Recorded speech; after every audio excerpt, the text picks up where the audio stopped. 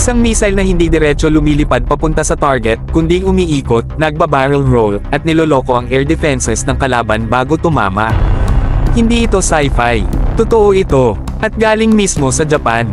Kung gusto nyong malaman bakit sobrang delikado ang bagong anti-ship missile na ito, manatili kayo dahil game changer ang usapan. Japan is developing a new anti-ship cruise missile na may kakayahang mag-spiral o mag-barrel roll habang nasa final attack run. Ibig sabihin, sa huling segundo bago tumama, hindi siya straight line na target. Umiikot siya sa ere para iwasan ang close-in weapon systems o CIWS ng kalaban. Yung mga rapid-fire guns mahihirapan dito.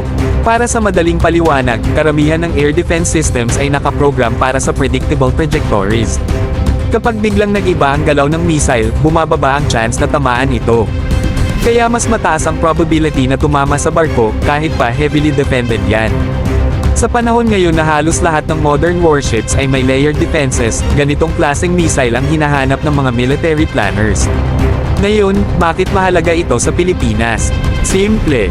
Ang Philippine Army at Philippine Marine Corps ay parehong may interest sa ground-based anti-ship missile systems bilang bahagi ng coastal defense.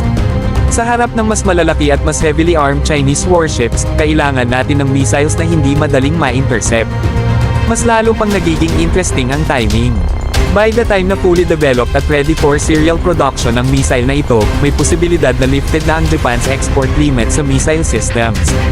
Kapag nangyari iyon, magbubukas ang pinto para sa like-minded countries gaya ng Pilipinas na maka-access sa ganitong advanced weapons legally at transparently.